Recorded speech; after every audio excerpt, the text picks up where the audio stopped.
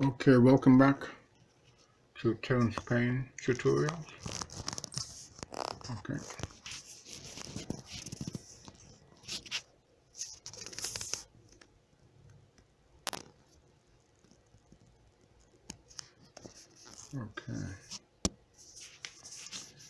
okay, okay. What I want to look at is motor characteristics. Okay, let me just bear with me. Let me see if we can get this into project frame.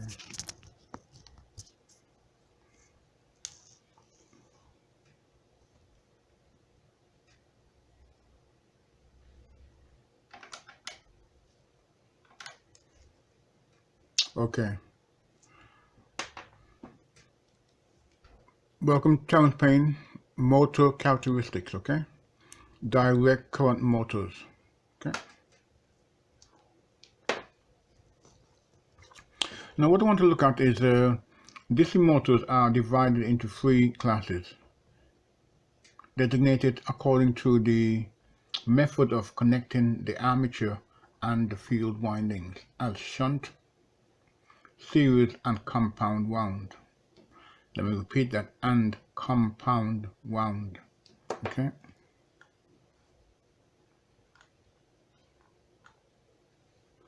Now, shunt wound motors. This type of motor runs practically constant speed, regardless of the load. It is the type generally used in commercial practice and is usually recommended where starting conditions are not usually severe.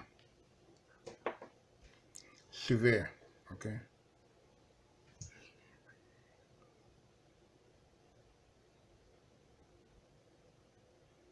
It's not usually severe. That word should be severe, not severe. Okay. Now, speed of the shunt wound motors may be regulated in two ways. First, by inserting resistance in the series with the armature, thus decreasing speed. And second, by inserting resistance in the field circuit. The speed will vary with each change in load. In the latter, the speed is practically constant for any setting of the controller. Okay.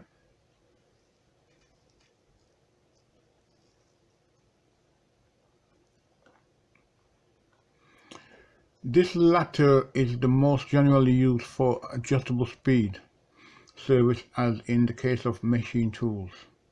Okay, and this is what you're looking at here. Okay, now I would recommend you drawing these diagrams out. Okay, and remembering what they are and which motor they refer to.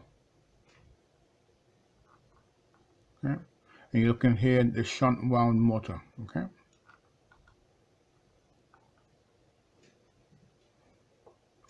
Now, the shunt motor is able to operate with RPM control while it is at high speed. Okay.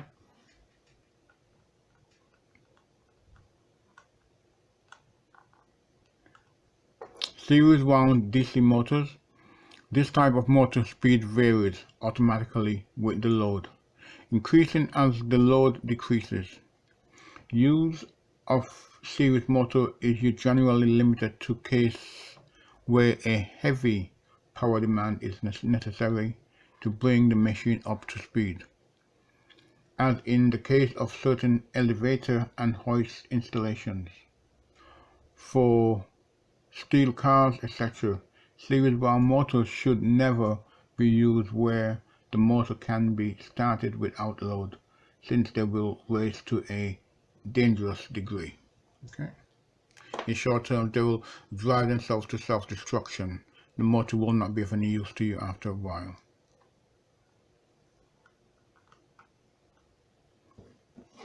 The series motor is capable of starting with a very large load attached, such as lifting applications.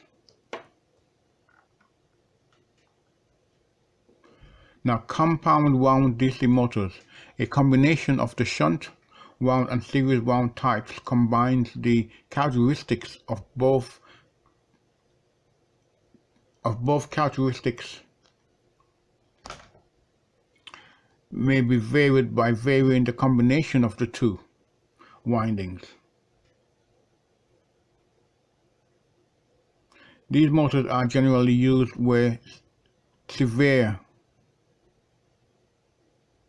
starting conditions are met and constant speed is required at the same time. Yeah, just SEVEIE. It's okay. Let me just SEVEIE. Sorry, I just want something here that time. I'm sure I just saw the word severe here, which I just mentioned. Is it that far back? Come on, it can't be that far back. Okay, never mind.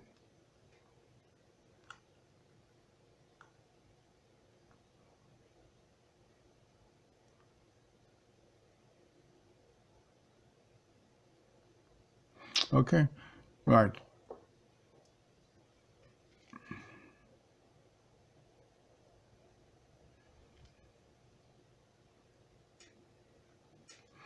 Right, just to recap, compound wound DC motors, a combination of the shunt wound and series wound types combines the characteristics of both. Characteristics may be varied by varying the combination of the two windings. These motors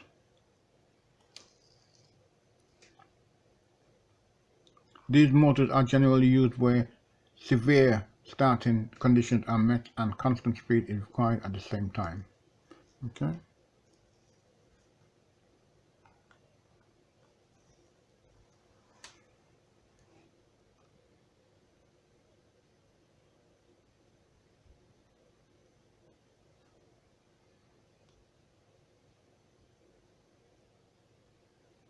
I hope you can read this actually, otherwise I should probably put in a text box here.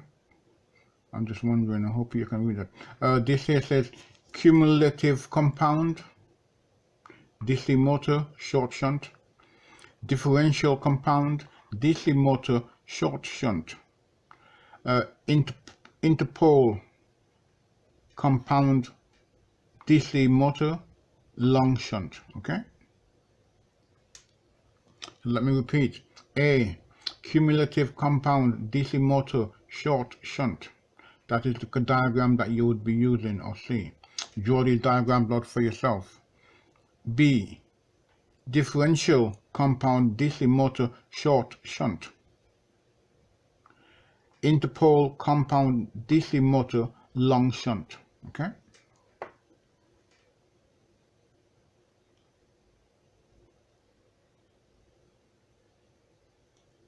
Okay. Now the compound motor, a combination of the series motor and the shunt motor, is able to start with fairly large loads and have some RPM control at higher speeds. RPM is revolves per minute.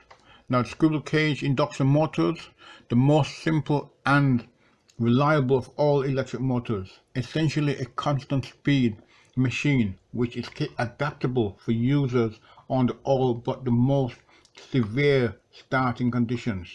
Requires little attention as there are no commutator or slip rings, yet operates with good efficiency. Okay.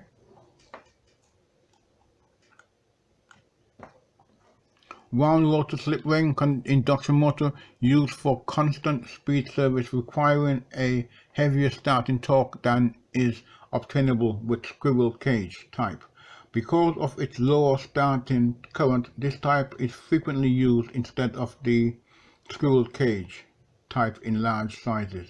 These motors are also used for varying speed service. Speed varies with this load so that they should not be used where constant speed at each adjustment is required, as for meshing tools. Okay.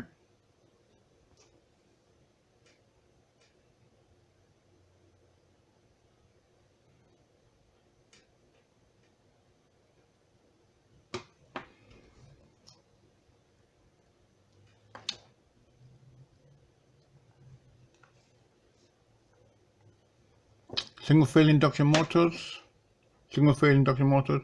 This motor is used mostly in small sizes where polyphase current is not available.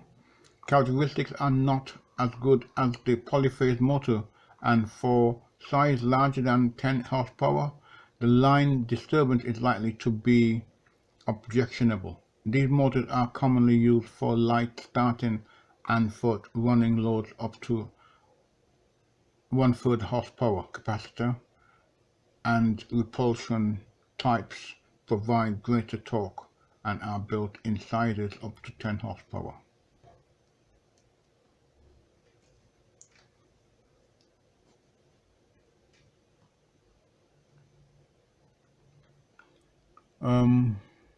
Let me just see, this model is in small sizes, but polyphase content not available, characteristics are not as good. Polyphase motor, and for size larger than 10 horsepower, the line disturbance is likely to be objectionable. These motors are commonly used for light starting and for running loads up to 1/1 horsepower capacity.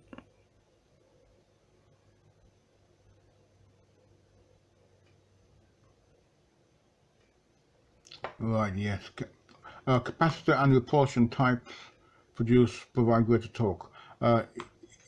It's where you have a capacitor within the circuit of your motor, okay? It allows you to do a little bit more. Synchronous motors, again, do some additional research for yourself. Do not just take this, because you have to remember that these are motors from time past and they are workhorses of industry. But we've now got refined motors, such as we have in printers and so forth. Synchronous motors run at constant speed fixed by frequency of the system, require direct current for excitation, and have low starting torque. For large motor generators, sets, frequency changes, air compressors, and similar apparatus which permits starting under a light load, for which they are generally used. These motors are used with considerable advantage, particularly on large power systems, because of their inherent ability to improve the power factor of the system.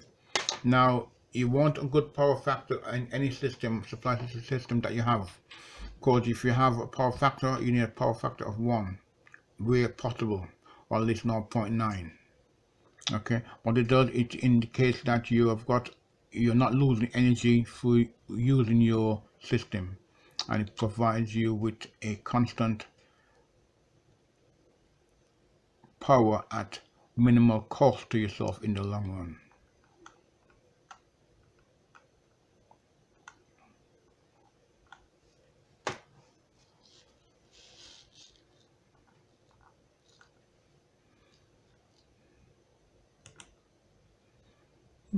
Okay.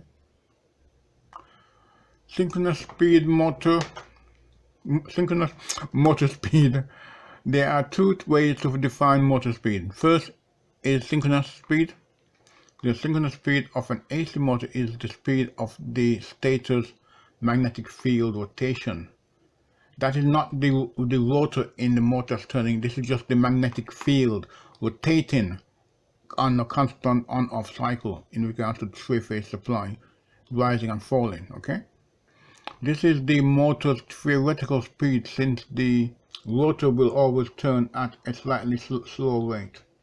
The other way motor speed is measured is called actual speed. This is the speed at which the shaft rotates, and this is the speed we normally calculate, okay? The nameplate of most AC motors lists the actual motor speed rather than the synchronous speed.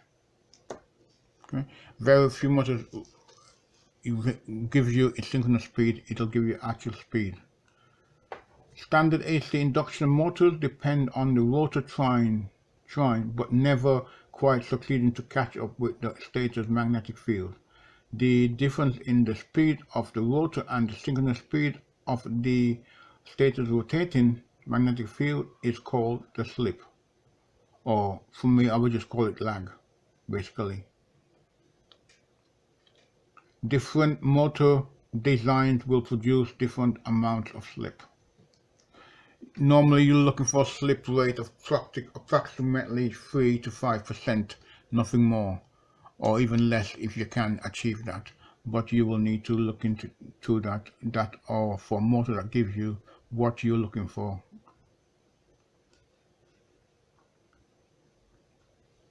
AC motors are designed with various numbers of magnetic poles. Standard motors have 2, 4, 6 or 8 poles. These poles play an important role in determining the synchronized speed of an AC motor. A motor's synchronous speed can be computed using this formula. Synchronous speed equals 120 times the operating frequency divided by the number of poles.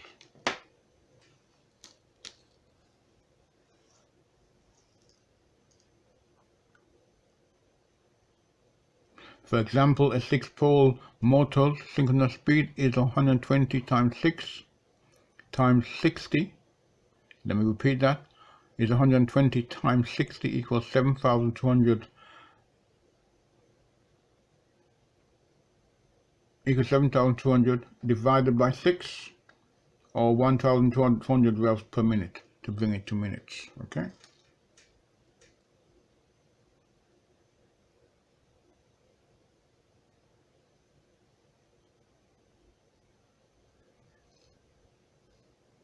A 4-pole motor synchronous speed will be 1,800 revs per minute. Use this formula to determine other speed pole relationships, etc. So synchronous speed equals F over P times 60. And this is what you will have if you know the frequency of our supply is 50 Hertz. Number of poles, okay?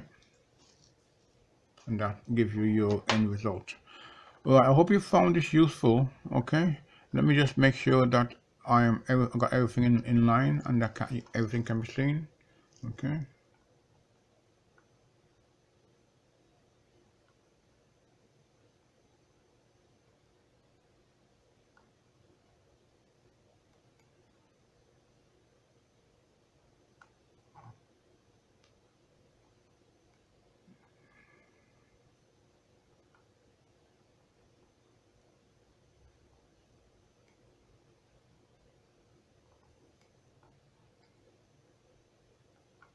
Thank you, okay? Have a good day. Bye-bye.